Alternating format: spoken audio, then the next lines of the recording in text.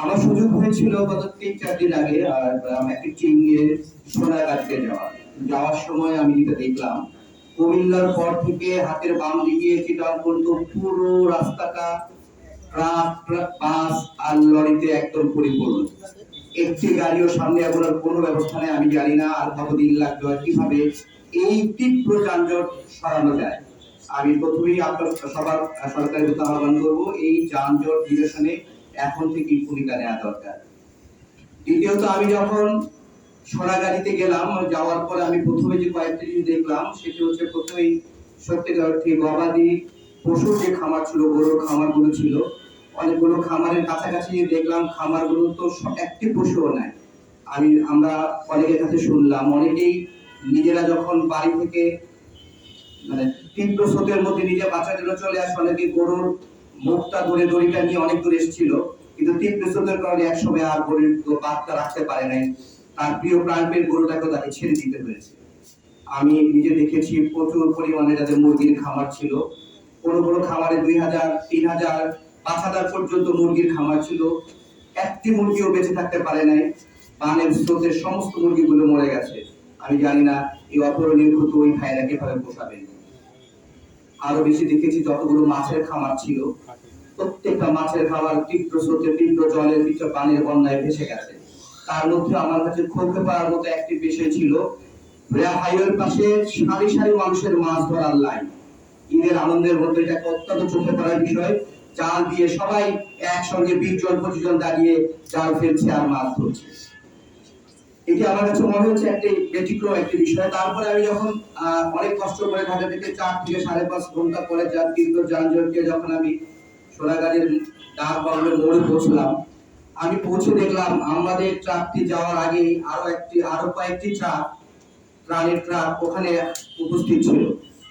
কিন্তু অত্যন্ত বেদনাদায়ক বিষয় ছিল, ওই ডাক বাংলোর মোড় থেকে আমরা একটা মেসেজ পেয়েছিলাম, আমাদের এলাকার বনশ্রী থেকে আমাদের একটা মেসেজ দিয়েছিল যে সোনাগাছির সফরপুর মাদ্রাসায় 500 থেকে 600 লোকের কেউ কোনো খাবার পায় নাই।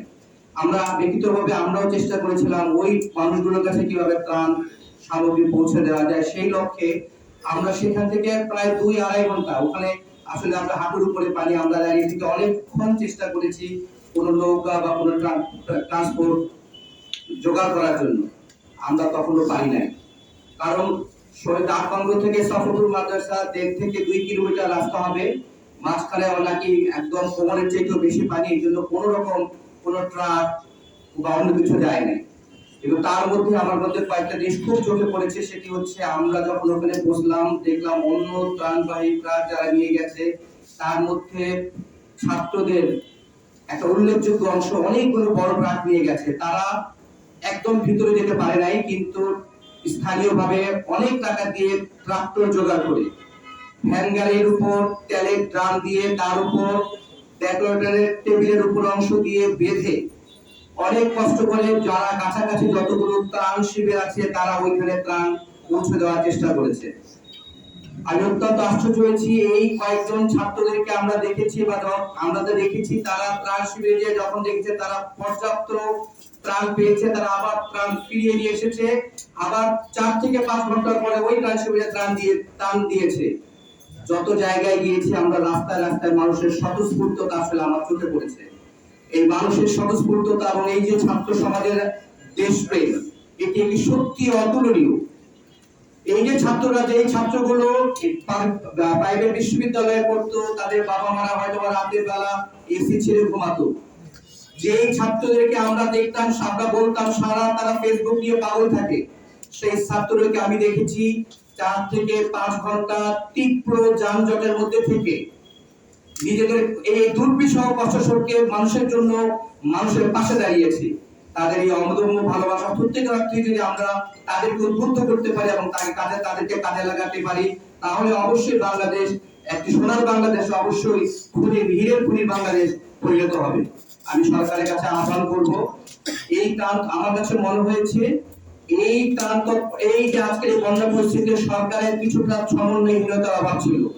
তার গ্রহণ এবং বিতরণে সত্যিকার অর্থে আমরা যখন গিয়েছি, আমরা অনেক উপদেষ্টাকে আগে দেখেছি গিয়েছে, অনেক সেনাবাহিনী প্রধান গিয়েছে, কিন্তু আরো প্রতিটা মানুষের ঘরে ঘরে পৌঁছে দেওয়ার জন্য সরকারের আরো কিছু পদক্ষেপ গ্রহণ করা উচিত ছিল। বিশেষ করে এই যে জায়গাগুলোতে যে সেনাবাহিনীর কথা না বললেই নয়, অত্যন্ত পরিশ্রম করে তারা তারা চেষ্টা করেছেন প্রত্যেকটা মানুষের কাছে পৌঁছে দিতে, কিন্তু পর্যাপ্ত পরিমাণে নৌকা এবং ছোট ছোট নৌকা বা ট্রান্সপোর্ট যদি আমরা জোগাড় করতে পারতাম, তাহলে অনেক মানুষরা যারা আসলে পরিবারের সবাইকে চলে যেতে, কিন্তু কয়েকজন মানুষ বাড়িটাকে পাহারা দেওয়ার জন্য কিংবা বাড়িতে থেকে গিয়েছিল, প্রত্যেক ওই মানুষের কাছে খাদ্যগুলো পৌঁছে দেওয়া যেত। আমাদের বর্তমানে যেভাবে ত্রাণ কার্যক্রম চলছে, এই কার্যক্রমটাকে আরো সমন্বিত করতে হবে। আমাদের কিন্তু পৃথিবী জুড়ে সুনাম ছিল দুর্যোগ ব্যবস্থাপনার উপরে দক্ষতা, কিন্তু এবার আমরা সেটাকে আমার মনে হয় সেভাবে প্রমাণ করতে পারি না। কারণ দুটি কারণ। একটি কারণ হলো যে আমাদের স্বাভাবিক যে ধরনের বন্যা হয় তার তুলনায় এটা একটু আকস্মিক ছিল, হালকা বানের মতো, যেটা হালকা বান পরবর্তীতে বন্যার রূপ নেয়। আরেকটি ছিল যে আমাদের যত দুর্যোগ ব্যবস্থাপনা যা আছে সেটা কিন্তু বেশিরভাগ নর্মাল বন্যা অথবা জলোচ্ছ্বাসের জন্য উপকূলীয় এলাকায় জন্য এটা প্রস্তুত করা, যার কারণে আমাদের ত্রাণ ও পুনর্বাসন মন্ত্রণালয় অথবা আমাদের যে কোঅর্ডিনেশন সেল আছে সেটা হয়তো ফাংশন করতে পারে। আমি ওনাদেরকে কোনো দোষ দিতে চাই না, বাট আমি চাই যে ওনাদেরকে জিনিসগুলো আরেকটু সচেতন ভাবে বিবেচনা করে এইভাবে নিজেকে স্ট্রাকচার করতে হবে ভবিষ্যতের জন্য। বর্তমানে যে অবস্থা আছে এখান থেকে পরিত্রাণ অবস্থা একটাই উপায় হলো শুধু সমন্বয় করা। এই যে আজকে আমাদের সদস্য সচিব বললেন যে আমাদের 3 জায়গা থেকে মিনিমাম 3টা স্থান থেকে আমাদের ত্রাণটা ডিস্ট্রিবিউশন করছে। আমি সেনাবাহিনীর সাথে সমন্বয় করেছি, আমি এলাকার সাথে সমন্বয় করেছি। আমরা শুধু সেনাবাহিনীর কথা বলছি, কিন্তু এখানে কিন্তু আমাদের বিমান বাহিনী অনেক বড় অবদান আছে, আমাদের নৌবাহিনীও কিন্তু তাদের অবদানের পিছনে পড়ে নেয়। তাই আমি সকলকে ধন্যবাদ জানাচ্ছি এবং আমার কৃতজ্ঞতা জানাচ্ছি, এগুলো সবাই করছে। আমরা সবচেয়ে সহজ হতো যদি আমরা সেনাবাহিনীর অধীনে যদি একটা সমন্বয় সেল করে জেলা, উপজেলা এবং ইউনিয়ন পরিষদ পর্যন্ত যদি একটা সেল গঠন করা যেত, তাহলে জিনিসটা আরো সুন্দরভাবে হতো। এখনো সময় আছে সেটা করার, সেটা এক্ষুনি করে ফেলা উচিত। আমাদের এই ফারুক আজম স্যারের অধীনে যদি এটা করে ফেলা হয় বিমান নিয়ন্ত্রণ, এবং ইমিডিয়েটলি আমাদের উচিত হবে একটা কোঅর্ডিনেশন সেন্টার খুলে সেখানে ডেইলি প্রতিদিন কোথায় কতটুকু ত্রাণ সামগ্রী প্রদান করা হলো, পাঠানো হলো, এবং আগামীতে কোথায় কোথায় পাঠানোর পরিকল্পনা, এটা যদি ওনারা সেলের মাধ্যমে বলেন, যোগাযোগ না থাকলেও কিন্তু গ্রামগঞ্জে জেল যাবে আমার এখানে কালকে ত্রাণ আসবে, সেই অনুসারে আমাদের যে কর্মীরা আছে সে তারা এলাকা ভিত্তিক বেরিয়ে থাকতে পারে এবং তারা এটা রিসিভ করে জায়গাতে পৌঁছে দিতে পারে। এই যে আমাদের ত্রাণ তৎপরতার প্রতিদিন অভিজ্ঞতা শুনলেন, যে অভিজ্ঞতা কি বুঝলেন? আমরা ত্রাণ নিয়ে চলে গেছি এক জায়গায়, কিন্তু এরপরে কিন্তু আমরা যে জায়গায় দরকার সেখানে যেতে পারছিলাম না। কারণ হলো একটাই, কারণ ওখানে তো লোকাল রিসোর্সেস আছে, ওখানে লোকাল রিসোর্সেস নাই। যে সকল এলাকায় এবার আমি আমার জানার মধ্যে 11টি জেলা ক্ষতিগ্রস্ত, এবং শহর, এবং প্রায় 50 লক্ষ জনগণ এফেক্টেড। 50 লক্ষ কিন্তু ছোট পরিমাণ না, তার মধ্যে বর্তমানে যে অবস্থা আছে তাতে প্রায় 8 থেকে 10 লক্ষ লোক কেন্দ্রে অবস্থান করছেন। এটা খাওয়া দাওয়া এরাই মেন, যাদেরকে কিন্তু আমাদের পুনর্বাসন করতে হবে। আমরা সেটা প্রধান গত পরশুদিন এবং তার আমাদের অন্যান্য উপদেষ্টা আছেন, সকলে কিন্তু এফেক্টেড এরিয়াতে গিয়েছেন। আমি এখন আমাদের অনুরোধ করছি যে তারা একটা সমন্বিত সেল করুক আমাদের মন্ত্রণালয়ে, যেখানে থেকে ডিফেন্স থেকে আপনার দুর্যোগ ব্যবস্থাপনা থেকে এবং আমাদের স্থানীয় সরকার থেকে সমন্বয় করে এখানে যদি সম্মিলিত ভূমিকা করেন, এলাকার জেলাকে প্রাণ তৎপরতা আমাদের জন্য করা কোনো বিষয় না। যেভাবে আমাদের ভলেন্টিয়ার এগিয়ে আসছেন, সেটাকে সঠিক সময় সঠিক জায়গায় পৌঁছানোটাই হলো আমাদের মেন দায়িত্ব। এছাড়াও একটা জিনিস আমি বলবো যে আমাদের কিন্তু ভবিষ্যতে এই ধরনের অবস্থার জন্য প্রস্তুতি এখন থেকেই নিতে হয়। ঠিক অনুরূপ একটা জিনিস দেখেছি, সেখানে পরিনিষ্কাশন, কারণ এখানে কেউ রান্না বান্না করতে পারছে না, প্রত্যেকের বাড়িঘর তলিয়ে গিয়েছে, আর একসাথে অনেকে বসবাস করার কারণে একই জায়গায় সেখানে আরো বিভিন্ন ধরনের রোগ তৈরি হচ্ছে। আর এই জায়গা থেকে আমরা যখন যাচ্ছি সাথে সাথে দেখতেছি আমাদের 5-6টা টিম শুধু খাদ্য সামগ্রী নিয়ে যাচ্ছে, সেটাও শুকনো খাবার নিয়ে যাচ্ছে। কিন্তু ওরা একই কথা বলছে যে শুকনো খাবার নিয়ে যে আমাদেরকে ভারী খাবার দেওয়া হয় আর আমাদের চিকিৎসা সেবাটা দেওয়া হয়, তাহলে সুবিধা হয়। আর সমন্বয়ের টিম যদি থাকে, আমরা ওইখানেও সমন্বয়ের কোনো সরকারের পক্ষ থেকে কোনো সমন্বয় টিম পাইনি, এবং ওই আঞ্চলিক লোকেরা আমাদেরকে বিচ্ছিন্নভাবে সহযোগিতা করেছে, কিছু অসহযোগিতা ছিল। আর যারা যাচ্ছেন তারাও যদি ওইখানে নির্দিষ্ট আকারে সরকারি ভাবে যদি একটা সমন্বয় করে এখানে থাকা যায়, তাহলে আমার মনে হয় এই কাজগুলো সুষ্ঠুভাবে বন্টন হবে। আর সকলকে এতটুকু বলবো যে আপনার চিকিৎসা সেবাটা সবচেয়ে বেশি প্রয়োজন। আর পয় নিষ্কাশন যে আমরা যে সমস্যাগুলো বন্যা পরবর্তী যে সমস্যাগুলো হবে, এই সমস্যাগুলোর জন্য সরকার এবং স্থানীয় লোকেরা যেন সহযোগিতা করে, এই কথা বলে আমার কথা শেষ করছি। আসসালামু আলাইকুম। একটা সমস্যা হয়েছে, যে জায়গাটা ভাঙন হয়েছে ওখানে স্রোত এত বেশি ছিল যে ওই দিক দিয়ে কোনো নৌযান নামতে পারতেছিল, অন্য সাইড থেকে নামতে পারতেছিল। তো যারা বড় নৌকা বা ট্রলার দিয়ে ওখানে গিয়েছে তারা কিন্তু নৌকাটাকে প্লেস করতে পারেনি, কারণ এই ধরনের একটা প্রবল স্রোতের মধ্যে নৌকাকে কিভাবে নেভিগেট করতে হয় এই ধরনের এক্সপিরিয়েন্স অনেকেরই ছিল না। সেনাবাহিনী সহযোগিতা করেছে, নৌবাহিনী সহযোগিতা করেছে। আমরা অনেকে পেয়েছি যে নৌকা নিয়ে টান বোঝাই করে গিয়েছে, কিন্তু এই টান নিয়ে আবার ফেরত আসতে দেখেছি, এবং তাদের এক্সপিরিয়েন্স হলো তারা এই সাহস করেনি এবং তারা আটকে পড়েছে। এটা একটা সমস্যা হয়েছে।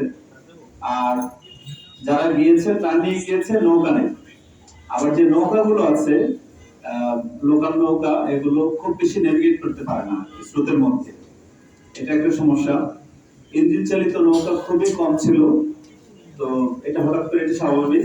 তারপর পরবর্তীতে অনেক নৌকাকে ইঞ্জিন চূড়া দিয়ে তারপরে ইঞ্জিনবাহী নৌকা বানানো হয়েছে এবং সেগুলো চলেছে। এখন যেটা সংকট সেটা হলো যে ওই জায়গাগুলোতে যে নৌকাগুলো এতদিন চলতো, একটু বড় নৌকা যেটা দিয়ে টান নিয়ে যাওয়া যায়, মানুষ বেশি করে উদ্ধার করা যায়, ওই নৌকাগুলো এখন আবার চলছে না। যেদিক দিয়ে যেমন বরিচম, যেখানে ভাঙন হয়েছে ওখানে এখন নৌকা লেগে যাচ্ছে, রাস্তায় লেগে যাচ্ছে, কারণ পানি কমে গেছে। আবার যে জায়গায় পানি আগে ছিল ওখানে তো টান পেয়েছে, পরবর্তীতে এই পানিটা নিচু এলাকায় যেখানে গিয়ে জমা হয়েছে, এখন পার্মানেন্ট ফ্লাডের দিকে যে এলাকাগুলো যাচ্ছে, ব্রাহ্মণপাড়া আরো গভীরে, ওই জায়গাগুলোতে যেটা হচ্ছে ওই জায়গাতে প্রচার না হওয়ার কারণে টান যায় না, এবং অনেক জায়গায় 3 দিন পরেও টান গিয়েছে। কোথাও কোথাও আমি খবর পেয়েছি এখনো যায় নাই, যেমন লক্ষ্মীপুরে কোনো কোনো এলাকায় যায় নাই, ফেনীর কোনো কোনো এলাকায় এখনো যায় নাই, নোয়াখালীর কিছু কিছু এলাকায় এখনো যায় নাই। তো এই ধরনের অনেক অভিযোগ আছে। তো আমি জেলা প্রশাসনের সাথে মিটিং করেছি, পরে বলেছি যে এই জায়গাগুলো যাতে রিডাইরেক্ট করা হয়, সবাই এক জায়গায় টান নিয়ে গিয়েছে, এগুলো যাতে জেলা প্রশাসনের উদ্যোগে রিডাইরেক্ট করে তাদেরকে অন্য জায়গায় স্থানান্তর করা হয়, এই ধরনের উদ্যোগ জেলা প্রশাসক পরে নিয়েছে। তো এখানে চিকিৎসকের অভাব আছে, চিকিৎসা পাচ্ছে না, গবাদি পশু এবং মানুষ দুই শ্রেণীর পায়ে সমস্যা হচ্ছে, যেটা শফিল বাসার বলেছে। তো এখন যেটা করতে হবে সেটা হলো প্রচুর ঘর বাড়ি ভেঙে গেছে, যেগুলো খুব মজবুত না। এখন আমাদের যেটা উদ্যোগ নিতে হবে জাতিকে, রাষ্ট্রীয়ভাবে, এবং আমরা যারা সামাজিক কাজ করতে চাই, রাজনৈতিক নেতৃত্ব যারা আছে তাদের প্রত্যেকে এগিয়ে আসতে হবে দুইটা কাজে। এখন যে জায়গাগুলোতে পানিবন্দী হয়ে আছে ওখানে কন্টিনিউয়াস সাপোর্ট দেওয়া, প্রাণ দেওয়া, বিশেষ করে নলকূপ স্থাপন করা, টিউবওয়েল, ওখানে টিউবওয়েল নেই, একটা টিউবওয়েলও নেই এরকম যেটা থেকে পানি উঠানো যায়, পুরো এলাকায় পানি খাওয়ার সুযোগ নেই। বোতল জার কত সাপ্লাই দেওয়া যায়? তো আলটিমেটলি ওখানে আর্জেন্ট বেসিসে কিছু নলকূপ স্থাপন করা দরকার। আর স্যানিটেশন একটা বড় সমস্যা, এটা কোন একটা ব্যবস্থাপনা করা দরকার, আর চিকিৎসার ব্যবস্থা করা দরকার, এবং পরবর্তীতে যে আবাসনের সংকট দেখা দিয়েছে সেগুলোর ব্যাপারে অ্যাড্রেস করা দরকার। গ্রামের সবচেয়ে বয়স্ক যে ব্যক্তি, তাকে জিজ্ঞাসা করেছিলাম, তিনি বলেছেন যে তিনি এরকম কোনো বন্যার কথা শুনেন। আপনারা জানেন যে লক্ষ্মীপুর অঞ্চল স্বাভাবিকভাবেই উপকূলীয় জেলা হওয়ার কারণে জলোচ্ছ্বাস, অতিবৃষ্টি এগুলো সেখানকার নিত্যদিনের ঘটনা।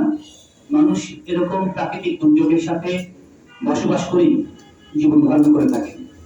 কিন্তু এবারের বন্যাটি ছিল সম্পূর্ণ ভিন্ন, কারণ সাধারণ বৃষ্টিতে যে পরিমাণ পানি আসে, এবারে বৃষ্টিতে এবারে পানির পরিমাণ ছিল অত্যাধিক। আমি নিজে আমার এলাকা রায়পুরে কেরোয়া গ্রামে আমি গিয়েছিলাম। যাওয়ার পথে অনেকগুলো জায়গা, আপনি জানেন যে চৌমুনি নোয়াখালীর বিখ্যাত জায়গা, চৌমুনি থেকে চৌমুনি পুরো শহরটাই পানি নিচে। এরপরে চৌরাস্তা পার হয়ে বাংলা বাজার রয়েছে একটা পরিচিত জায়গা, পুরো রাস্তা চন্দ্রগঞ্জ পর্যন্ত পুরো রাস্তাই হচ্ছে হাইওয়ে, পুরোটাই হচ্ছে পানি নিচে। যোগাযোগের জন্য যে ট্রাকগুলো গিয়েছে সেগুলো রাস্তার মধ্যে আটকে আছে। শুধুমাত্র লক্ষ্মীপুর শহরের রাস্তাটি পানির উপরে এখন আছে এবং রায়পুরের কিছু অংশ পানির উপরে আছে। লক্ষ্মীপুরের 5টি জেলার 158টি ইউনিয়ন, এই 158টি ইউনিয়নের সবগুলোই কম বেশি বন্যায় প্লাবিত হয়েছে এবং এই পানিটি ঢোকা শুরু করেছে 23শে অগাস্ট। আমরা খুব অবাক হচ্ছি, আমরা পত্রপত্রিকায় প্রায় সবাই বলছে যে ভারত যে পানি ছেড়ে দিয়েছে তারা আমাদেরকে আগাম নোটিশ করেনি, কিন্তু দুর্ভাগ্যজনক যে এই আগাম নোটিশের ব্যর্থতায় গোটা ফেনী প্লাবিত হলেও ফেনীর পরে এই পানিগুলো কোথায় যাবে? নিঃসন্দেহে পানিগুলো কুমিল্লা, নোয়াখালী হয়ে লক্ষ্মীপুর হয়ে বঙ্গোপসাগরে যাবে। 23 তারিখে লক্ষ্মীপুরে পানি ঢোকা শুরু হয়েছে, কিন্তু লক্ষ্মীপুরের সাধারণ মানুষকে প্রশাসনের পক্ষ থেকে তেমন সতর্ক করা হয়নি। এটি আমি মনে করি একটা সবচেয়ে বড় ব্যর্থতা। এবারে আমরা আমাদের পক্ষ থেকে যোগাযোগ করেছিলাম, কিন্তু কোনো সদুত্তর আমরা পাইনি। আর সাধারণ মানুষের যে অবস্থা এখন রয়েছে, পানি কমতে শুরু করেছে, কিন্তু রান্নাঘর, টয়লেট এগুলো তলিয়ে গেছে। বাসা বাড়িতে কেউ কেউ উঠেছেন, কেউ কেউ এখনো উঠছেন না, উঠতে পারেননি। আশ্রয় কেন্দ্রে এখনো প্রায় 30,000 মানুষ আশ্রয় কেন্দ্রে আছে। প্রায় 7 লক্ষ, প্রশাসন থেকে বলা হচ্ছে 7 লক্ষ মানুষ ক্ষতিগ্রস্ত হয়েছে, বন্যায় বন্দী আছে, কিন্তু বেসরকারি তথ্য মতে প্রায় 10 লাখ মানুষ এখনো লক্ষ্মীপুরের বিভিন্ন অঞ্চলে পানিবন্দী হয়ে আছে। এই পানিবন্দী হয়ে থাকার দিন প্রায় 7-8 দিন পার হয়ে গেছে। আর 7-8 দিন পার হওয়ার কারণে এখন নানান ধরনের রোগব্যাধি তৈরি হয়েছে। আমি কয়েকটি আশ্রয় কেন্দ্র পরিদর্শন করেছি এবং কিছু এলাকায় গিয়েছি, বাসা বাড়িতে তাদের যাওয়ার চেষ্টা করছি। একেবারেই রিমোট এরিয়া, আমি শুধু জেলা শহর নয়, থানা, ইউনিয়ন এবং গ্রাম পর্যায়ে মানুষের বাড়িতে যাওয়ার সুযোগ হয়েছে। তাদের সাথে কথা বলেছি। আমরা প্রায় 250 লোককে সেখানে সহযোগিতা দিয়েছি।